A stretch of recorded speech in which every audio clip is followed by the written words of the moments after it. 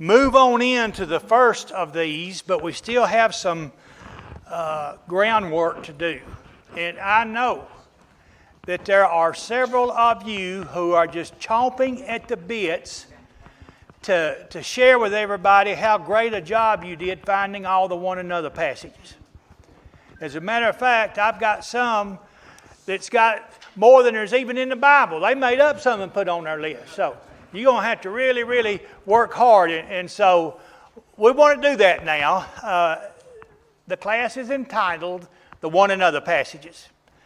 The word that's key there that connects all of these verses is the word alelon. Had to pronounce it carefully because I've said it wrong for 25 or 30 years. But it's alelon. Alelon. And so that's the word, but it's not a special word other than the fact that it ties all of these things together.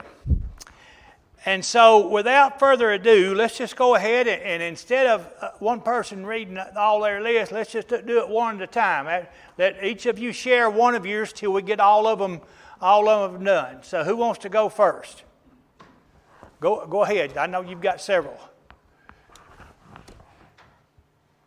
Boy, I was when I was in high school, I had a teacher named Martin McElgay, and he was cross-eyed, and he called on me to answer a question, but I thought he was looking at the guy three desks behind me. This was the ninth grade. I remember just like it yesterday. He said, "I'm looking at you, Brinkley." I said, "Well, how can I tell?" You know. But anyway, huh?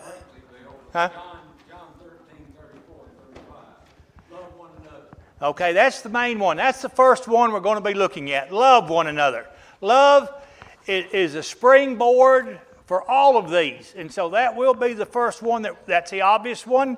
And so anybody, let's go on with another one. And I'm going to mark these off on my list and as we go down through there to be sure that we get all of them that I have. Who's got another one? Bill? Yes, sir. Wherefore exhort one another and build each other up. Okay. Well, exhort one another.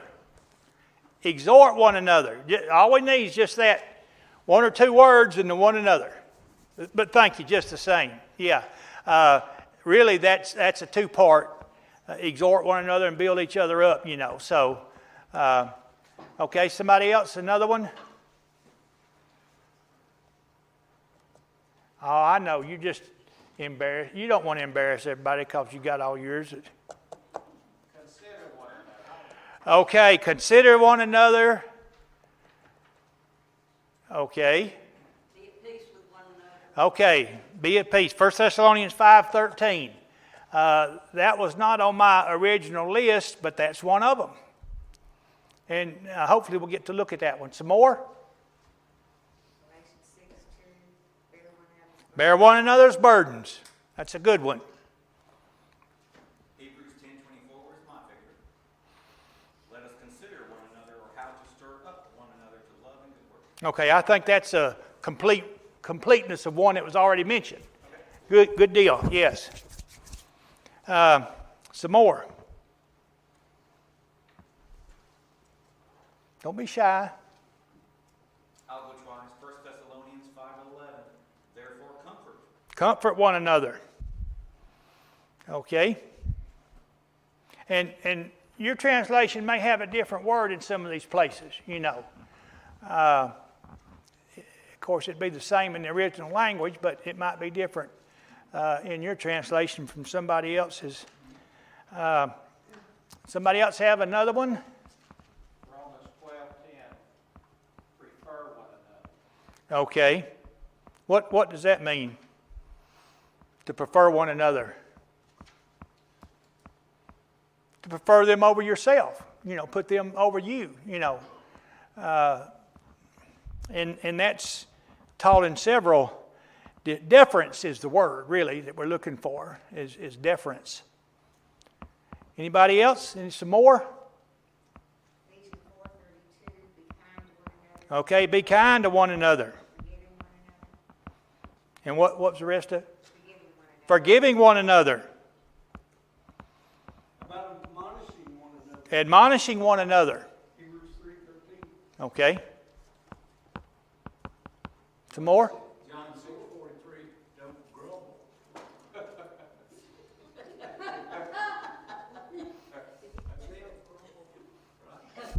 Steve wants us off his back. Huh? You got Some salute more? one another. What's that?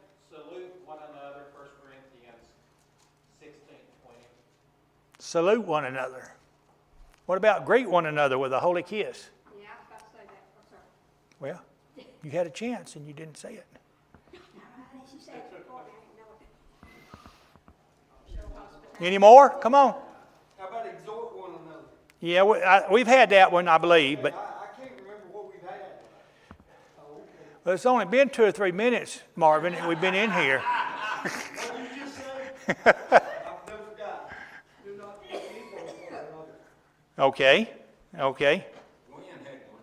Okay. Show hospitality to one another. Okay. Show hospitality. I've got that one on my list. Be hospitable to one another. This one will get me in trouble, but John 13:14, wash one another's feet. Wash one another's feet. You know, I did not have that one. So, that's good. Why don't we wash each other's feet today? You know, there's some churches that do that. Primitive Baptists and others do that. They have a foot washing ceremony periodically. Why don't we do that? Jesus said, wash one another's feet. I don't think there's anything wrong with it. Well, If culture changed, I wouldn't mind if people washed my car. okay. But it was a hyperbole. Yeah. Well, it's a biblical command and concept incorporated in a cultural thing. You know, it was customary to, when they traveled, all they had on was open shoes, sandals or something like that, you know. And if they traveled a distance, you would be tired simply because your feet were exposed and you would have dirt and dust all over them. And if you had a servant and somebody came to your house, that servant was expected to wash those people's feet. It was an act of courtesy. It was to comfort them. But Jesus kind of took it off the servants and put it on the individual. Jesus washed the disciples' feet. Now you think about that. God, Jesus, the Son, washed the feet of his disciples and told them, you know, I have given you an example, do ye as I have done.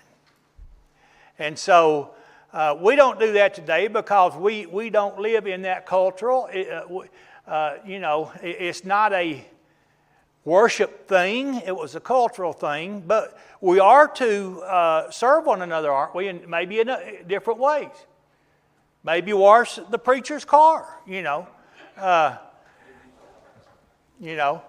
And so there are a lot of commands like that. For example, greet one another with a holy kiss. I wash you with the SOS pad. Is that okay? I went to a meeting one time when we lived up in Maine, and somebody invited me to one of their meetings. It was called The Way. And they were greeting one another with a holy kiss, but I noticed it was only the boys kissing the girls and the girls kissing the boys. But you know, that was their custom. That's how they greeted one another. And there are places in the world today that still do that. And so the command is not so much the action as it is the attitude. Greet one another with a holy kiss or hug and a handshake or whatever it is. That part's cultural. The biblical part, the spiritual part, the doctrinal part is to make it a holy greeting, whatever it is. So you got several situations in the New Testament where there's a cultural thing tied to a command or a spiritual element, and you just have to use the brains God gave us to learn that and make that distinction. But, you know, that's one of them, washing each other's feet. Did anybody mention forgive one another? Yes. No. Yeah. You also pray for one another. Pray for one another, and I forgive you for bringing that up, Robin. You know that since. Okay. Okay, very good. Let me go ahead and let me read my list. Some of you had some ones I did not have on my list. But these are some of the ones that we're going to hopefully be talking about. Love one another. Obviously, that'll be the springboard. Be devoted to one another. Honor one another. And that may be the one I think David said, prefer one another. I suspect that's it. Be of the same mind with one another. Accept one another. Admonish one another. Greet one another, and that's Romans there. Serve one another. Bear one another's burdens. And I appreciate the fact you guys did your homework, and several of these were found. Bear with one another. Bear with, what does that mean? Huh?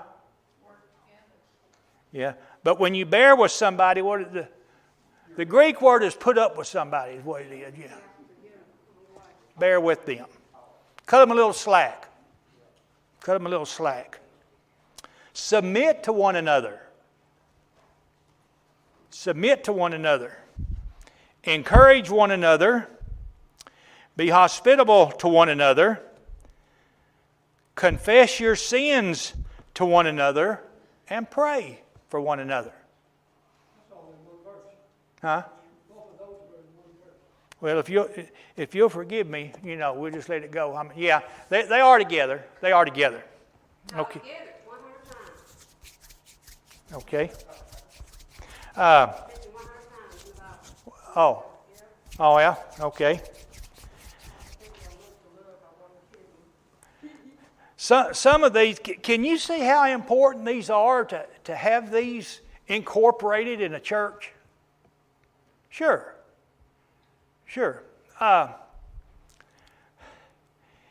Anytime you have a community, maybe just be a community of a husband and a wife, or maybe it's your roommate in college, or somebody you work with. Anytime there's a situation where there are people working together, being together, especially if it's a stressful situation, there are going to be challenges in that relationship. Marriage, almost every situation you can think of where people are involved and they have to relate to one another, there's going to be a challenge. And so that's where love comes in. I'm going to share a couple of things. Several years ago, I went and took the class. I call it Citizens on Patrol, if y'all saw any of those movies, but it's the Citizens Police Academy. Yeah, Citizens Police Academy. And I went through the class for several weeks, and at the end of our class, we got to ride with an officer in the car for a shift. One shift was all I needed. One call we went on to was before it got dark. There was a guy up at the mall just laying out, spread eagle laying out in the parking lot. And by the time, he'd been there for 30 or 40 minutes by the time we got up there. But here's the one I wanted to point out to you. There were 4 girls who were good friends, and they decided they were going to college. I assume Barry, I don't know because of the part of town it was in, but they got an apartment together. They all went in together and got an apartment. And I don't know how long they were there, but one of the calls that we made on that shift that I was riding with a policeman, and by the way, policemen get a lot of free food. I found that out. We went and ate at Ryan. It used to be Ryan's, I think it was, and of course I was going to pay for mine. I said, no, you're with him. But anyway, that's another story. But there was a call up to the apartments over there on Redmond Road. These 4 friends were about to kill each other. All the furniture was thrown out in the yard. And we got there just in time probably to save some lives. Now, I don't know what happened, but here's a situation where they were kind of, pressed together there, I guess you would say. And the friction that normally comes from those relationships just got the best of them. That happens in every situation. Happens in the church. And so we've got to deal with that in some way. And here's the best way I know to explain it. Let's talk about an automobile engine. Some of you wouldn't know an automobile engine if it came up and bit you on the leg. Some of you, you get in your car and you turn the key and you go. But some of you guys and girls know a little bit about a car engine, and probably most of you know this. What is a car engine made of? Metal. How many parts do you think there are in a car engine? Take one apart and try to put it back together and you'll find out. There's tons of parts. And all those parts work together in that engine. You got pistons, you got the crankshaft, you got bearings, you got rocker arms, you got push rods, all kinds of things in that engine. They're all made of metal. But do you know what? Not one piece of metal in that engine touches another piece of metal. What would happen if it did? You'd go about a half mile, and those connecting rods would come out the side of the motor. What is it that makes that engine run? What makes it able to do what it does and run for 250,000 miles now? The lubricant. Well, gas is what makes it go. The oil is what keeps it from coming apart. The oil. You've got to have the oil in the car. And that oil forms a very thin film between all the parts of that engine. And if that film, sometimes it's just a few thousandths of an inch thick. Somebody told me the other day about some oil. Old timers know about 10 weight, 20 weight, 30 weight oil, and 50 weight oil, And now they've got one that's 0 weight. 0 weight because the clearance between, say, the bearings and the connecting rods is only like 1/10,000th of an inch. But still, that oil has got to get in there. And normal oil will not get in there to keep those parts from coming together and ruining. Now, here's the point. A car engine has unbelievable amounts of stress, the power, the forces, the torque, and all those the heat, all that is controlled by the oil. Now let's put that over in the church setting. You've got people with different personalities, different backgrounds, different strengths, different degrees of faith, different abilities, different talents, just like all these people we read about in that body, the body concept. What is it that's going to reduce the friction and make all these parts work together without blowing up? Love. Love is the oil of the church. And if you don't have love exercising itself in these different ways that we're talking about, it won't be long before that church blows up just like a car engine. I promise you. All of us have seen it. So love is the most important thing. We just can't do without love. All these things are based on the fact that we love one another. We love one another, and that motivates us to do these things to encourage one another, and so on and so forth, all these things that we've talked about. So I appreciate the time that you guys spent doing that homework. Maybe we'll have some more things to do, but now, something else y'all did last week. This is supposed to be a discussion class. Once or twice, y'all let me start preaching, and nobody called my hand on it. Don't let me start preaching. This is a discussion class. I want everybody to talk and be a part of it, and not just me. It's not about me, it's about all of us together. We're not here really to teach you biblical facts, biblical doctrine, or theology, or anything like that, so much as we are just talking about implementing these things in our relationship with one another. Now, I want you to think back to the body concept. We read quite a lot about it, especially from 1 Corinthians chapter 12. And Paul went into great detail about all the different parts of the body, that we shouldn't look down on another part because we don't think it's as important. And then after all that, do you remember what discussion came up after he explains to them how important that each part of the body was? What did that discussion lead into? Chapter 13. That's where 1 Corinthians 13 comes from. The problems they were having at Corinth concerning the gifts. They all thought that the speaking in the unknown tongues, it's unlearned languages. That's what in the Bible, in the New Testament, an unknown tongue was an unlearned language.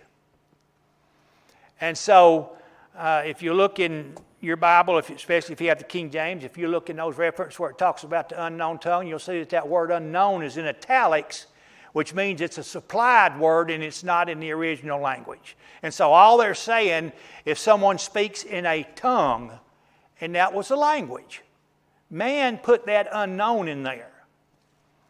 And so an unknown tongue is just an unlearned language. But as we think about, I want to kind of finish up on that body concept. These are some takeaways from what we studied. Number one, as we think about the discussion of how the human body works together and all of its members, number one, the first takeaway is a complete interdependency of all members. Complete interdependency of all members. What does that mean? I can't do anything without you. If I wake up in the morning and say, I'd like to have oatmeal for breakfast, and my stomach says, Bill, you're hungry,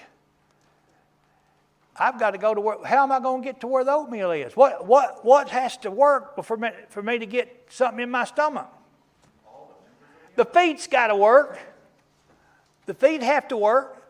The legs have to work. When you get down there, your arms and hands have to work to get the pans and pots and pans out and everything you need.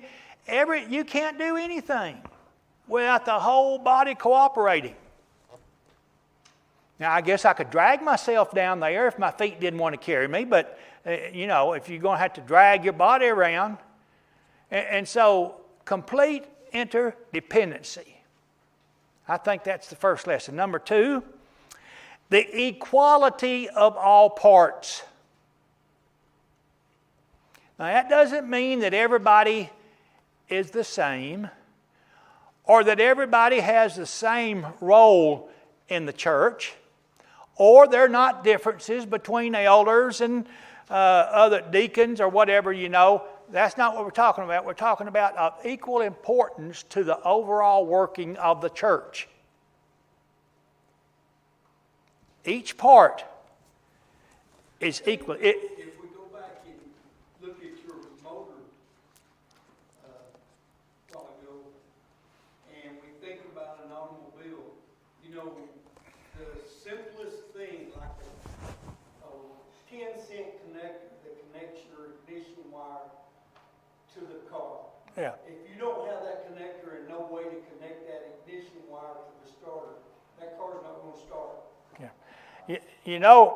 Marvin, I'm just thinking that, the idea of the human body as the model for what we're trying to teach here, maybe a man's version would be the engine or an automobile.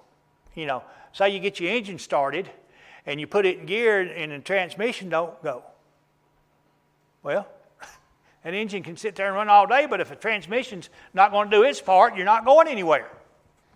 So That may be a similar comparison, and appreciate you bringing up that detail. The equality, who can say if a carburetor is more important than one little tiny bolt that's holding that wire onto the distributor or whatever?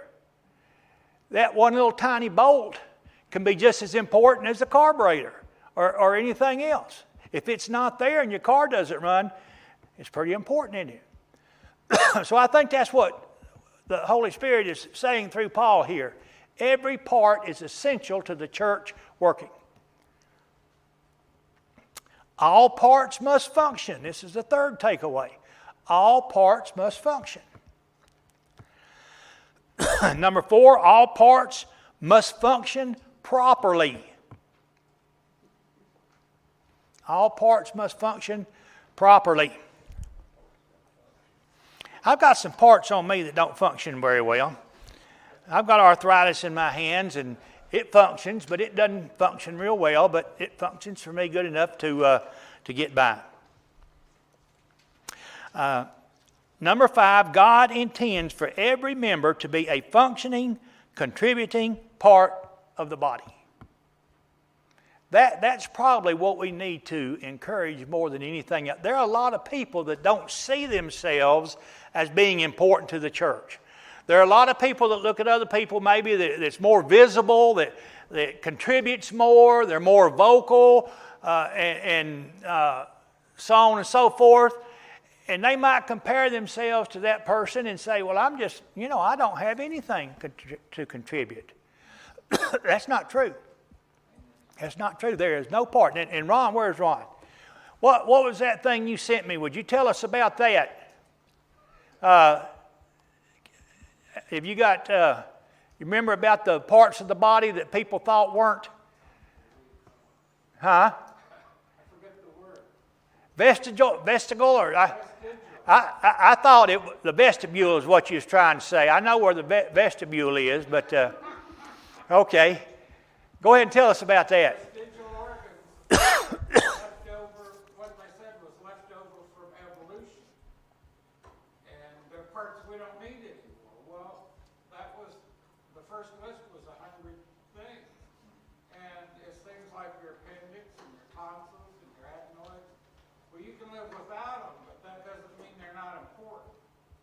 And as science has learned more, there are 0 vestigial organs. Every one of those has a job. And, you can live without those things, maybe, but they have a job. Okay. Great point. I appreciate you sending that to me, and of course the appendix is what everybody thinks of first. What does an appendix do? Well, you get it sick, you get a sick appendix, and you'll find out what it does. It'll make you wish you were dead. I don't know if it'll kill you. It can kill you, It can kill you if you don't get treated and get. Okay. Let's look at Hebrews chapter 5, 11 through 14 before we move on. One more thing I wanted to point out in relationship, and this really goes back to, maturing after you become a Christian, and it ties in with what Marvin's going to be doing. In his classes, they had a class where we were at Sunset called Moving Toward Maturity. It was a 1-year-long class, and whenever you were baptized, immediately you started that class. Well, they may be halfway through the class. Well, that's where you start, and then you go all the way through back to that same point the next year. And so it's a great concept, and it's a great thing to do. Did somebody? I don't know if I gave Hebrews 5:11 to anybody. I don't think I did. Hebrews chapter 5 and verse 11 says, concerning him. Now what the Hebrew writer has been doing is talking about Melchizedek. And he's trying to explain the legitimacy of Christ's priesthood and the authoritativeness of Christ's priesthood. But he had to stop. He said, look, concerning him, that's Melchizedek, we have much to say, and it is hard to explain since you have become dull of hearing. What's the key word in that situation where they are? What's the one word that's important in there more than anything to me? You got to be able to read my mind. And Dull. well, that's important.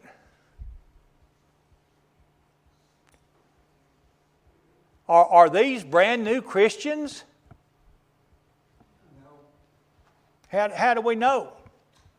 Because they have become dull. They have become dull of hearing.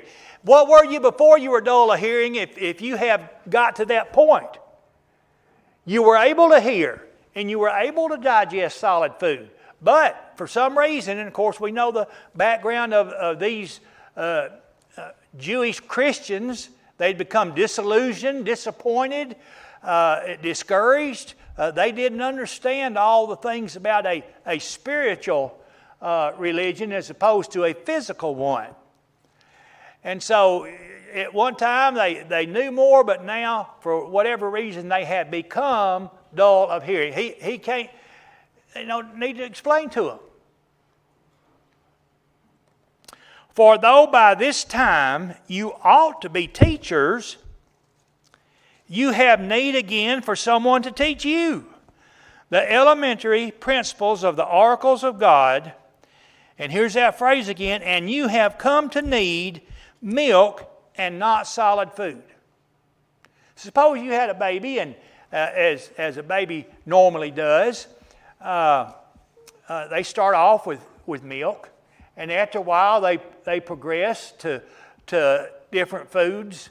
I guess the main foods a lot of babies eat that I've seen is Cheerios, because they're all over the church building if you have a bunch of babies around, But what if you had a baby that started off with milk and got up and was eating solid food, and things like that, and all of a sudden you had to start feeding that baby milk again. Maybe he's 4 or 5 years old, and the only thing he can eat is milk. What would you do? Take him to the doctor. Take him to the doctor. Something's wrong. These people need to go see Dr. Jesus. For everyone who partakes only of milk is not accustomed to the word of righteousness, for he is a babe. Okay? Not a babe in years necessarily, as far as how long they've been a Christian, but their attitude is that of a baby. But solid food is for the mature, who because of practice have their senses trained to discern good and evil. Anybody, all you guys that's had a girl, ladies, let's put it like that. I don't want to get caught up in the modern ideas. All of you ladies, have you ever heard of the APGAR score? APGAR. Huh? Right. When the baby's born, they give them a test. It may be 10 points. I don't remember. I think I failed mine. I mean, that just set me off in a bad way all my life. But I was playing softball over in Huntsville. I was going to play. I went over for a couple of practices and tryouts and stuff. And the guy introduced him and said, I'm John APGAR. I said, well, that's kind of funny. I said, you ever heard of the APGAR score? He said, yes, it was my aunt that did that. It was his aunt that made that test. So I always remembered his name after that. I never forgot it, But so these Christians had been there to a higher level, but for some reason they had digressed. Any questions or comments? I think we got to be careful today, even because when I read passages like this about how they went backwards instead of forward, they're not really applying and studying God's word. And if we do that today, it's easy. When I was an electrician, and we use this term a lot, if you don't use it, you lose it. And I think that's the same way with the Bible. If we don't use the Bible, we lose it. I mean, it's the same thing as turning our back on God. So if we're not continually studying, we're going to forget things that are important, right? Right. Spiritual atrophy. Spiritual atrophy. Use it or lose it, you know. And so you're exactly right about that. Now let's look, I guess, how much more time do we have? Timekeeper.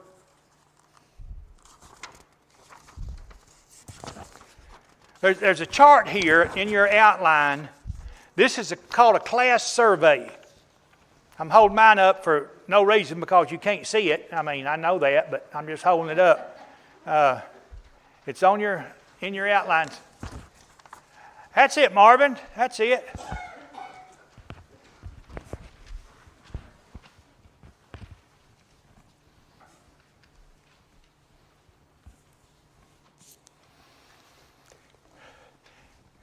Let's run through this kind of quickly so we can really get into the love. I asked some of you to read some passages from the Bible and just hang on to those, and we'll do that next week. This is a survey to kind of gain an understanding of how we are as a church in dealing with these things or in incorporating these things in our Christian relationship with our brothers and sisters. Of course, how long have you been a Christian? That might have something to do with it. It said, the second question, with whom have you experienced the closest relationships? Family members, brothers or sisters in Christ, or other friends? You can just think about it and make a mark if you want to, because we're not going to take them up. Check the following things that you believe should be a part of a close Christian relationship. Talking openly about problems. Specifically, confessing weaknesses. Correcting each other. Helping each other financially. Praying together. I was over in Carsville one time, and maybe it had been after I'd had hip surgery or something. I don't know. I was limping across the parking lot. I'd gotten some gasoline in my car and was limping across the parking lot. And some guy walked up to me that I'd never seen him in my life and said, put his arm on my shoulder and said, "Can I pray for you?" He said, "It looks like you got some kind of problem." And just, what do you say? Well, what? Yeah, what are you? You know. Sure, I said, you can pray for me. I appreciate it, you know, and he did it, you know. Have you ever done that or had anybody do that to you? Do we even do it to each other? Yeah. Well, somewhere, I was on a trip somewhere with somebody somewhere, I don't remember. I'll tell you when I think it was. I think it when Alice and I went up when Steve Price, his daddy died, and we went up there, and we stopped on the side of the road at the rest area, and there were some people there, a couple of ladies there with some problems, and they were just distraught. And we sit there and had a little prayer session with them, you know, and offered them some help. So, praying together, talking personally about God together, doing non-religious things together, and maybe some other thing you can think of. What's the problem with it? As you see these things, what's the problem with them? What's the problem about talking openly about problems? People feel like they'll be judged. Okay. You either feel like, you know, they're going to look down on you for that or something like that, or you're afraid they're going to run and tell somebody. You know, if you tell them you have a particular, we don't trust each other. Specifically confessing weaknesses. I had a friend come to me one time and said, "Bill, I need to talk to you," and told me about a problem he had. Never told anybody what it was. I've used that example a couple of times, but turns out I had a similar problem. But that's one of the very few times that's ever happened to me, where somebody come up to me and said, "Bill," of course we were friends and we knew each other, so correcting each other. Boy, that's a hard one right there, isn't it? I mean, you know, correcting each other. How do you do that? Well, you do it in love. You do it in love. That's what makes the difference. You know, Paul said, speaking the truth in love. You know, it's okay to be truthful, but what? It's got to be controlled by love. And what that means is love will determine when you say it where you say it, how you say it, and whether or not you say it in some situations. Speaking the truth in love. That's why love is so important to all of you. Yes, sir? Be nice. Well, be nice. Talking personally about God together. Is there somebody you can sit down and say, you know, it kind of bothers me about God that, you know, this is going on. How could God do that? You know, all of us have questions. Maybe even doubts from time to time, things we don't understand. I don't want a God that I can understand. You think about that. I don't want a God that I can understand. What does that mean? If I've got a God that I can understand, what does that mean?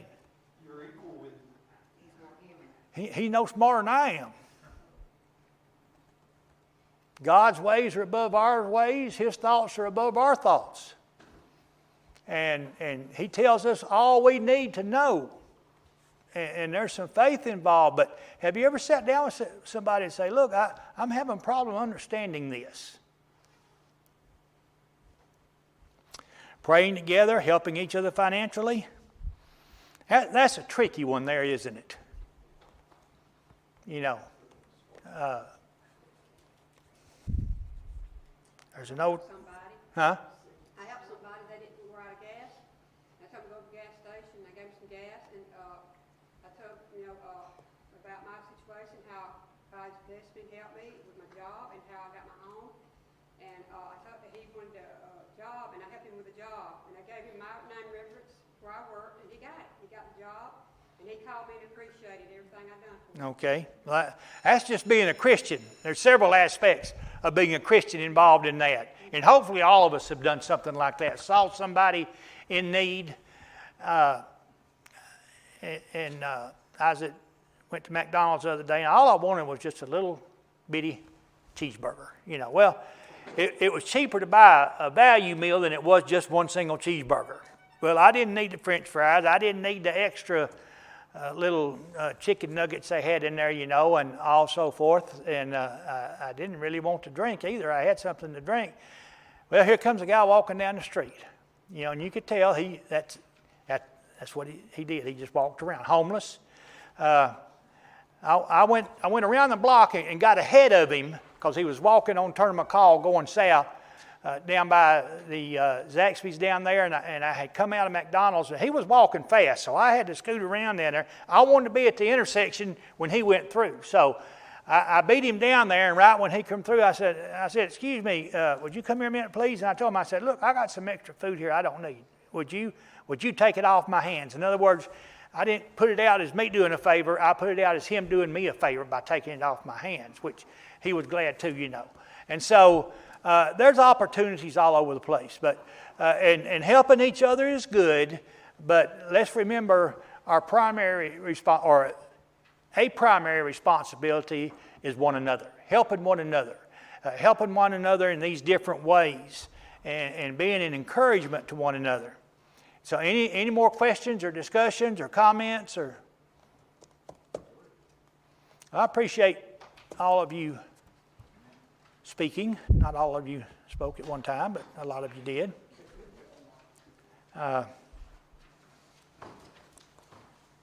Go in peace, be you warmed and filled.